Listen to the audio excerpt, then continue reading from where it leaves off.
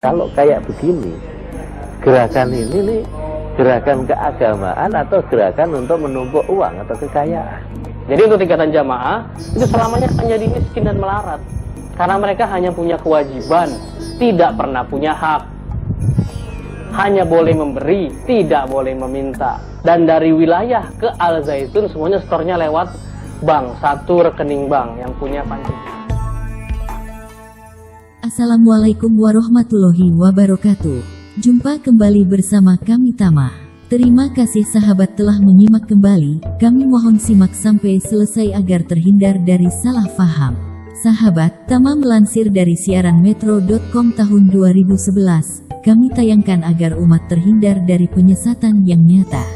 Video ini merupakan bukti dan fakta. Kami tayangkan agar tidak terjadi fitnah.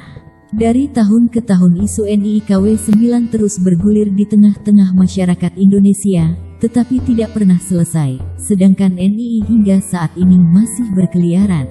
Video ini menunjukkan NII ternyata menggunakan kedok agama, salah satunya yaitu NII yang bermarkas di Pondok Pesantren Al Zaitun Indramayu Jawa Barat, yang dipimpin oleh AS Panji Gumilang. Baik sahabat, mari kita simak bersama, tapi jangan lupa tinggalkan komentar yang membangun bangsa. Selamat menyaksikan. Bismillahirrahmanirrahim.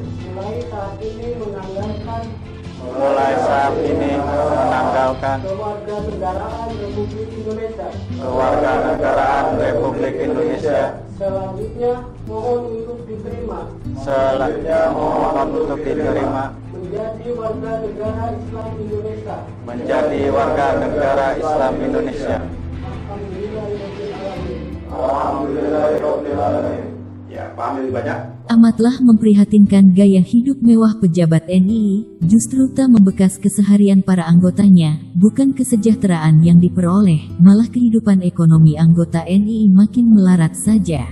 Di antaranya para mahasiswa yang kuliahnya berantakan dan putus hubungan dengan keluarga. Ini tak lepas dari doktrin kepada pengikutnya yang berkaitan dengan maliyah atau keuangan negara. Waktu dia mula-mula masuk itu dia dibawa sama temannya yang baru kenal di Universitas Mustafa.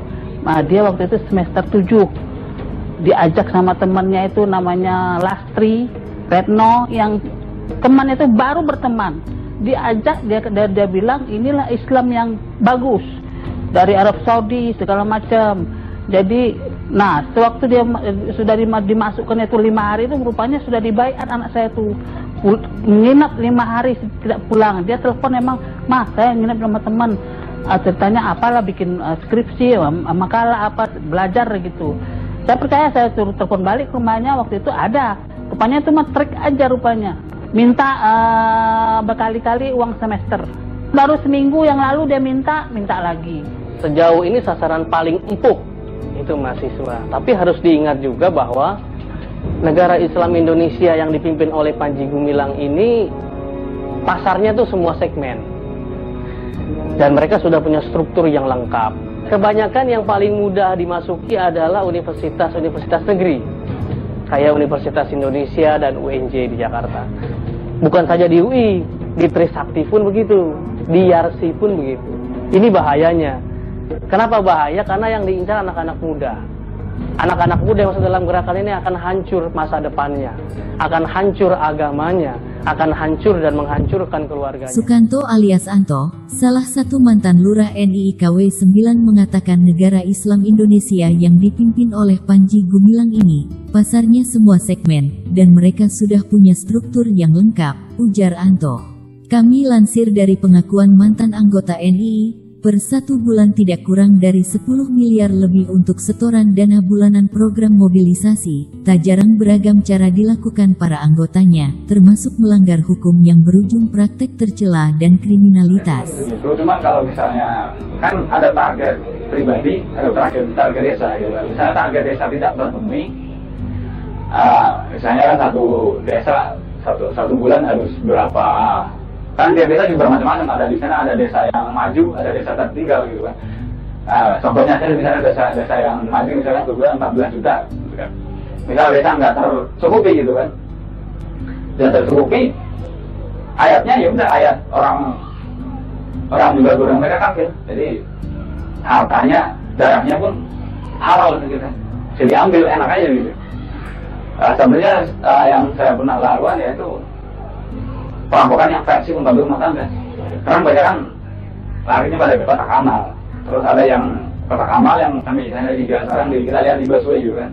Di busway, di mobil, di angkutan, atau mungkin di ATM di depan biasanya bawa kwitansi. Itu sudah dapat dipastikan tuh jaringan NII kalau yang tinggal ini kan. Saya cukup sabar deh, nggak apa-apa anak saya korban. Tapi jangan anak bangsa yang lain. Sudah ribuan banyaknya. Apa tidak kasihan?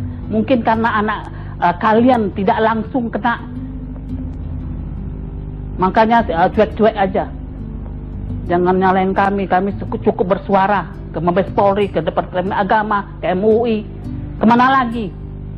Ke Pak SBY saya minta tolong, Presiden. Menurut buku investigasi NII, program penggalian dana dari anggota NII ini berlaku dari mulai tingkat desa hingga tingkat gubernur. Bila target penyetoran dana kurang atau terlambat, maka dinyatakan sebagai hutang, sementara bila dirastora meningkat, akan menjadi milik aparat struktur dari teritoria tertingkat. Kalau ada sebuah gerakan keagamaan, kok tidak membawa kepada kesejahteraan umat, tidak membawa kepada peningkatan martabat kemanusiaan masyarakat, bangsa, dan negara. Lah ini mestinya itu harusnya gitu ya ditinggalkan. Kalau kayak begini, gerakan ini nih gerakan keagamaan atau gerakan untuk menumpuk uang atau kekayaan. Jadi untuk tingkatan jamaah itu selamanya akan jadi miskin dan melarat. Karena mereka hanya punya kewajiban, tidak pernah punya hak. Hanya boleh memberi, tidak boleh meminta. Dan dari wilayah ke Al Zaitun semuanya setornya lewat bank, satu rekening bank yang punya Panji Gumilang. Jadi untuk tingkatan jamaah semuanya akan jadi miskin dan melarat, karena mereka hanya punya kewajiban, tidak pernah punya hak, hanya boleh memberi, tidak boleh meminta, dan dari wilayah ke Al Zaitun semua setornya ke satu rekening bank, yaitu rekening bank milik Panji Gumilang, ujar Anto, mantan NII KW 9 Al Zaitun. Sekarang mereka sudah punya koperasi sendiri, sudah punya usaha makanan sendiri, sudah punya produk susu sendiri, sudah punya produk beras sendiri, sudah punya pabriknya. Dan terakhir mereka sudah punya kampung muslim sendiri yang sudah diekspos di media massa, bahkan masuk televisi yang adanya di Cenere, di Meruyung. Kalau ini memang sebuah proyek yang dipergunakan oleh ya apalah yang disebut dengan super power gitu misalnya, untuk menghancurkan, untuk melemahkan bangsa Indonesia melalui salah satu sendi kekuatan bangsa Indonesia adalah umat Islam. Nah kayak gitu ya kita memang harus benar-benar harus waspada. Sulit orang mempercayai kalau Al-Zaitun dan NII itu sebagai sebuah gerakan yang direkayasa oleh kekuatan yang super power untuk menjatuhkan dan melemahkan negara Indonesia. Itu orang tidak percaya, tapi bisa jadi itu iya kalau memang lama-kelamaan lambat laun itu memang betul-betul itu menjadi gerakan yang masif di seluruh Indonesia, ada semacam itu, dan perilakunya itu perilaku yang semacam itu ya kacau, bangsa ini akan kacau betul. Yang dilakukan oleh pemerintah adalah kembali melihat bahwa NII itu adalah sebuah gerakan bernegara di dalam negara.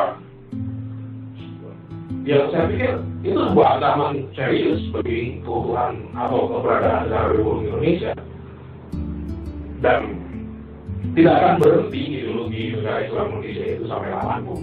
Intinya adalah jangan sampai mereka kuat. Kalau memang Republik Indonesia menginginkan eksis, jangan sampai ini kuat. Caranya apa? Counter dengan operasi intelijen mungkin, atau dengan ya selama ini kan regulator ini menggunakan contoh-contoh yang ada di Republik Indonesia, misalnya korupsi, atau misalnya soal pendidikan, soal perizinan pabrik minuman keras yang paling sering digunakan, perizinan soal judi misalnya, perizinan prostitusi misalnya, yang liar dan lain sebagainya, bahkan kemudian sampai ke kuasa pertambangan yang karut marut, penjualan minyak ke luar negeri, dan itu dijadikan oleh pemerintah ini untuk sebagai gambaran betapa bobroknya Republik Indonesia. Salah satu yang perlu dilakukan adalah mengkontrol itu, tidak hanya ada KPK mungkin sekarang itu cukup membantu, saya pikir salah satunya mungkin dengan rasionalisasi lagi atau nasionalisasi lagi hasil tambang yang bertebaran dari Sabang sampai Merauke itu juga akan cukup membantu. Dan kalau Brussel tidak mempunyai pembanding buruk, saya pikir orang tidak lagi punya semangat untuk mencari alternatif untuk memperbaiki hidupnya. Intinya kan orang masuk RI itu adalah ingin memperbaiki hidupnya. Kalau tidak sekarang ya generasi berikutnya. Intinya kembali lagi masalah ekonomi.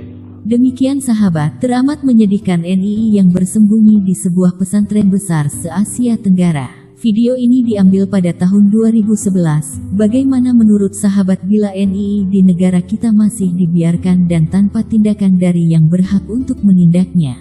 Sahabat, mari kita bersama-sama membentengi umat dari penyesatan yang nyata. Sekian dan terima kasih. Salam satu Tuhan. Assalamualaikum warahmatullahi wabarakatuh.